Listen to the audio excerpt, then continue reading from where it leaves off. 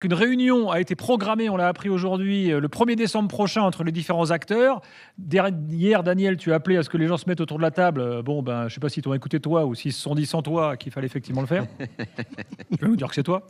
Et donc, en tout cas, déjà, 1er décembre, voilà. Un dirigeant a fait la démarche, c'est Thiago Scuro, qui a envoyé un courrier il l'a appelé, il a contacté Diallo, parce que n'oublions jamais de dire que l'arbitrage, c'est la 3F, ça n'est pas la LFP.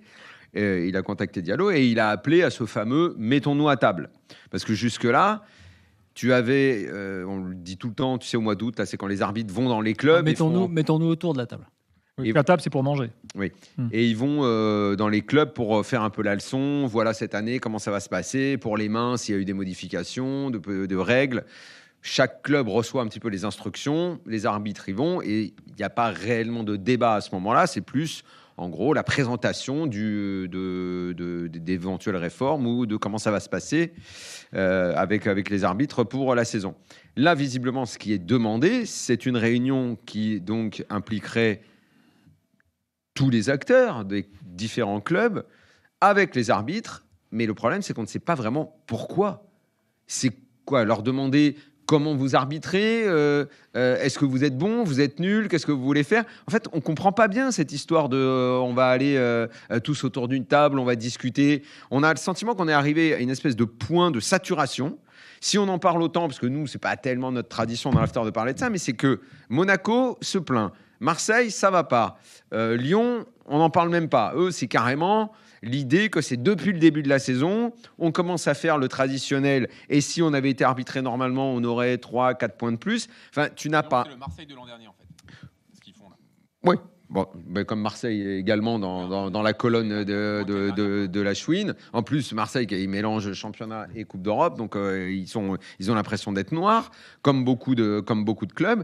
Donc là, on arrive à cette espèce de saturation globale qui fait qu'on est obligé de s'interroger. Mais sauf que moi, je ne vois pas réellement d'issue, en fait, à cette saturation, à ces discussions. Qu'est-ce que tu vas faire? Tu ne vas pas les changer tous, ces arbitres.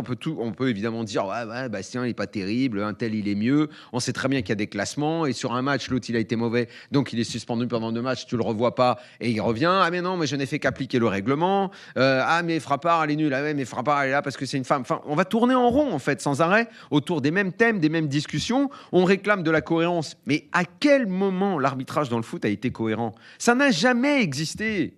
Parce que c'est une interprétation. On a essayé de l'expliquer pendant 1000 ans, mais soi-disant, la VAR devait mettre fin aux interprétations pour proposer une vérité. Nous, c'est pas faute d'avoir dit très vite et il y a très longtemps que ça n'apporterait pas la vérité et qu'on resterait dans l'interprétation. Bon, je crois qu'on a rejoint finalement pas mal d'autres pays qui nous entourent en termes de passion dans le foot. On s'est plaint pendant des années qu'on n'avait pas tellement de culture foot, qu'on était un petit peu en retard. En termes de clubisme, je crois qu'on a rattrapé tout le monde. Donc ça veut dire que la passion, elle augmente. Qui dit passion dit moins de recul. Et on arrive un peu à l'image de ce qui a pu se passer longtemps en Italie, où tu avais des émissions qui n'étaient consacrées qu'à ça. L'Espagne, bon alors là c'est le point culminant. Portugal, c'est pareil, où en gros... on ne parle plus que de l'arbitrage, on explique la défaite parce que l'arbitre a déconné, le résultat est vu à travers ça, on parle plus trop de jeu, on ne dit plus par exemple qu'hier, Tessman, avant de se plaindre de la faute, il doit peut-être s'interroger sur sa technique, et justement parce qu'il sait qu'il va être pressé de cette façon, se débarrasser un petit peu plus vite du ballon, que tu as... des gens et des acteurs qui sont également responsables de ce qui se passe sur le terrain. Comme à une époque, comme on disait, va essayer de provoquer le penalty. Provoquer le penalty, en gros, ça veut dire que tu joues un peu avec l'arbitrage quelque part. Donc voilà, il y a plein de choses qu'on ne veut plus accepter et on est dans une espèce de climat de passion exagéré. Et toutes ces discussions et ces espèces de réunions qu'on veut provoquer avec tout le monde autour de la table, honnêtement, je ne vois pas sur quoi ça peut déboucher de positif. Flo.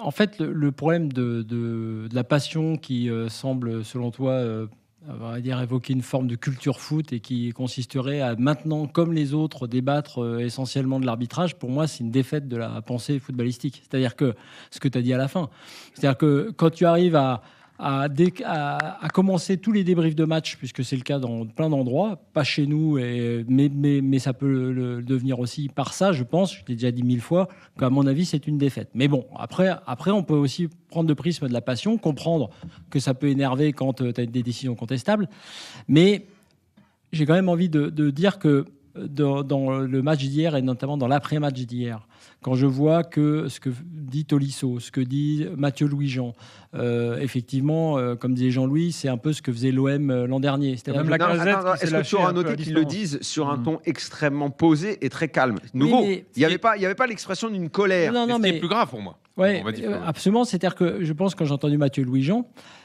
moi j'ai envie de dire toujours de les mettre face à leurs responsabilités. Il dit il y a des choses bizarres, il y a des choses inconcevables, il y a des choses. Tu as envie de dire, qu'est-ce qui est inconcevable ? Que M. Bastien soit pas bon. Moi, je pense que c'est pas un très bon arbitre. Et qu'hier, il y a vraiment des erreurs Non, mais que tu es obligé de constater. c'est pas- Elles attends. sont dingues. Mais bon. Monsieur Bastien, c'est pas un très bon arbitre. Moi, j'aime pas trop parler de l'arbitrage, mais si on en parle, il n'y a pas de problème. Moi, je peux en parler. Frappard, je pense que c'est pas une très bonne arbitre. Ok. Mais qu'est-ce que ça veut dire si tu dis ça à la fin ? Tu sous-entends que ton club est désavantagé par rapport à d'autres. C'est ça que disent les Lyonnais hier. Ils disent pas seulement Monsieur Bastien n'est pas bon.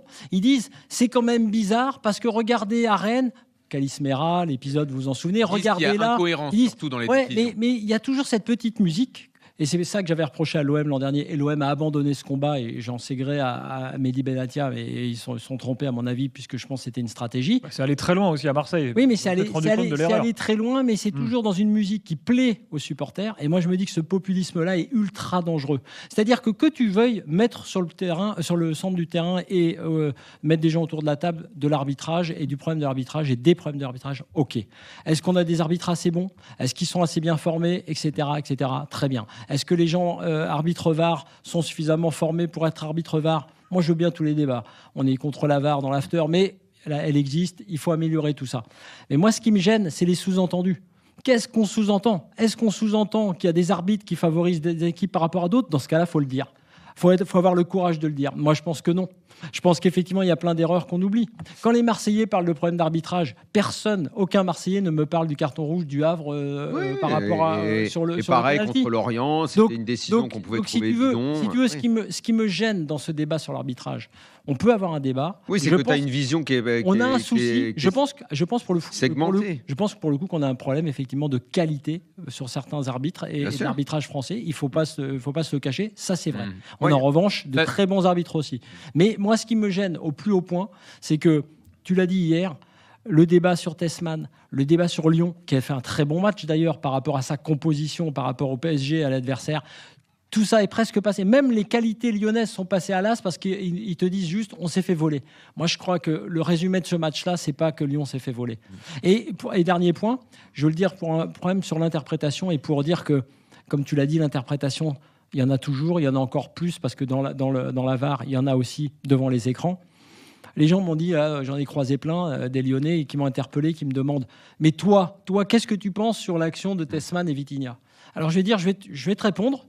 Mais on n'en a rien à foutre de ce que je pense. Parce que je ne suis pas l'arbitre qui, à ce moment-là, arbitre et qui a été formé pour ça. Alors moi, je vais te dire, je pense, par exemple, sur cette action, j'aurais sans doute sifflé faute. Voilà, je vais te dire moi ça. aussi, Mais bien qu'est-ce sûr. qu'on en a à foutre ?